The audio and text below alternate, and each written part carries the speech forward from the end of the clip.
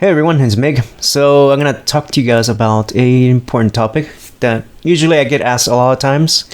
Particularly, this is about game development and working full time, and actually being able to do game development. I know it's a difficult task, and I get asked all this whole time, like, how do you stay motivated? How do you do manage time? How do you do game development as a hobbyist, or even doing it as a full time, or even part time? Right? I think many people get stuck in that perspective that you have to quit your job in order to do something that you like, say a hobby that you want to do. For example, game development. It's a big typical thing. And I'll talk to you guys about certain bullet points that people keep asking me, and I when I just let it out there and have it on a video. So particularly, I think the biggest one is my full-time job sucks.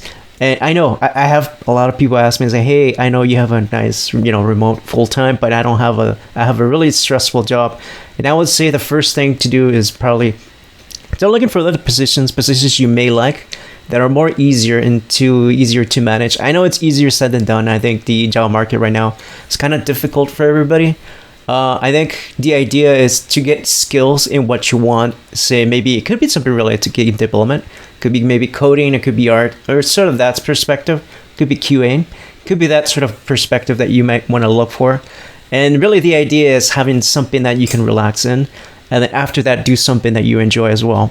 And obviously, you have to kind of like merge the two together and have that sort of synchronization. And it's time management, of course.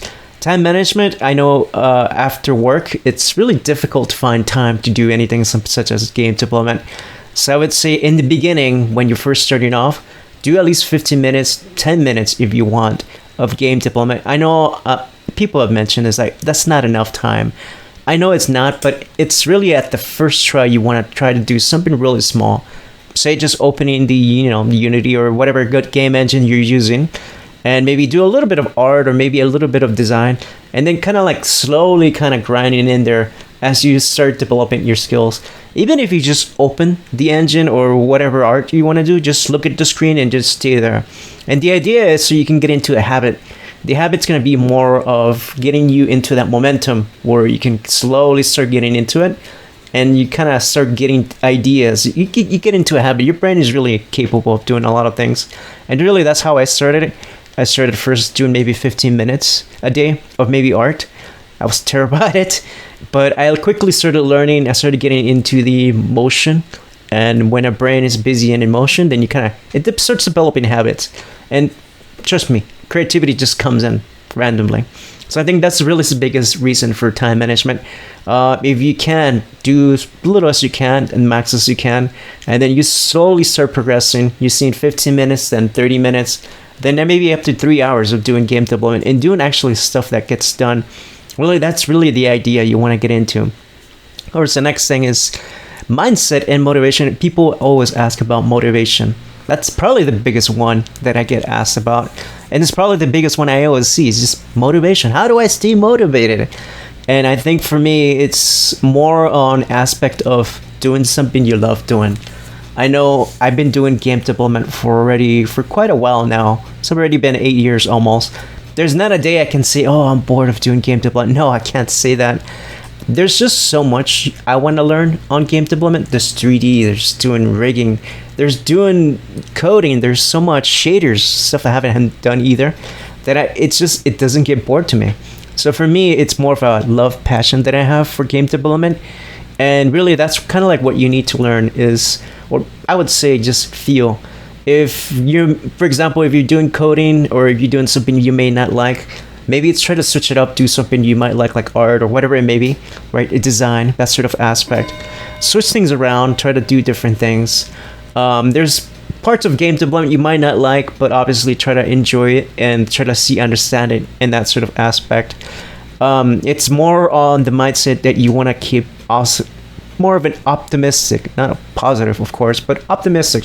There's always going to be challenges ahead. Maybe there might be stuck somewhere, some sort of game design or some sort of idea. You might not know, but later on, maybe you can try it later and then get back to it. A lot of it just has to do with how you feel and how you want to stay motivated, how it makes you feel.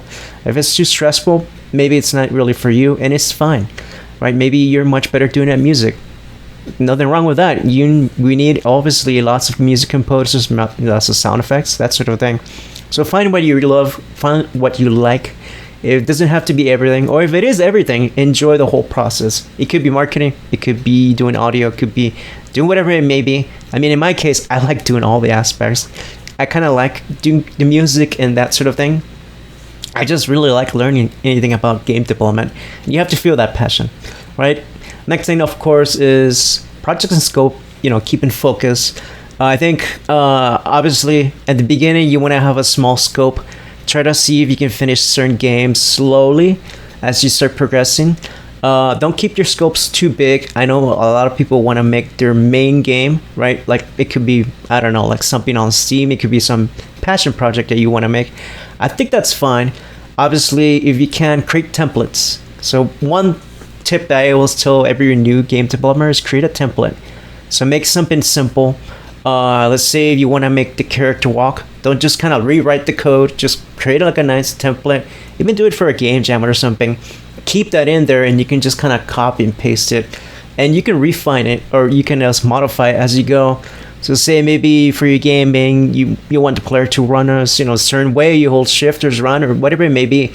Refine that code and make it more versatile, so you can easily just kind of copy and paste it. Even try it in any game jam. I always tell you guys that it's really good to use game jams, not just because I don't like doing smart games. It's because it tests your ideas. So say you want something to do for a big project, but you don't want to ruin the game, right? So you want to like destroy a game with bad code or something. You can do it on a game jam or any small game. Release it out, see what people think, and if people say, hey, maybe if you do this, that this might change. And the idea is just so you don't break your project, and then you have other experiments that you can try. So I like using small scopes and focus in that sort of aspect. Next, of course, is tools and workflows. Certain tools you want to use, say you have your, you want to learn, say, Unity, for example, or Godot, right? You're not good with shaders, or maybe you're not good with animations. I think the best thing to do is try to learn. Have some time to learn it. Learn the basics. Don't try to be a pro at it, but try to learn the basics of, say, example, maybe you're not good at the animations. Learn a little bit of it. Try to see how the workflow goes, how it kind of like aligns, and how you can use it. So I always try to learn something new. Right now I'm learning shaders. I'm terrible at shaders, by the way. I'm trying to learn it a little bit better. It's slowly progressing. Here are things there I can do. And as long as I try different things, and really that's the idea. And it's the same with everybody. Try different tools, try to mix things up. Obviously, don't just rely on what you're best at. Try to mix it up and then learn all the aspects of game development, especially if you're doing it solo. Let's say if you're doing it solo, definitely learn as much as you can. Don't be the best, all right? Don't be the perfect artist. Don't be the most, perfectionist that you're gonna be. Just learn it enough that you can learn a few tricks. And maybe if you want like someone like a professional to review it, maybe you can find meetups, or you can find someone that knows the aspect of it. Really, that's really the best tool when it comes to learning all your tools. You don't have to be the master craftsman, but you have to be good enough to understand it, and you can slowly start modifying it and maybe get some feedback from other people. All right, and which leads me to the other one, is learning and growing. Learning. Without game development, I would not have been able to do certain codes or certain things like, what's a lerp, what's a for loop, that sort of thing, right? There's a lot of things you can learn with game development. Obviously, time is, time crunching, that sort of thing. That's a big one that I really didn't get into. Animation, right? Another thing. And then art. So for you guys that don't know, and just quick feedback about me, I never liked art. I never liked drawing. I never really got too much into art until I started doing game development. I never really thought I could do art, especially 3D modeling. I thought there's no way I can do 3D modeling. This is way over my head. And then here I am working with Blender, making great, characters, making great things, and objects that I'm able to use for my game. So that's something that I really, I feel accomplished, because it was something that I never thought I could be able to do. 3D development or even any kind of art for me was just too difficult, right? And in my mindset, it was like, no, there's no way I can do this. But slowly and surely, I started getting into it. And yeah, I've been able now to call myself an artist, right? A game designer, which is something not too many people can say. And like I said, it took me years to progress this and to slowly start getting confident.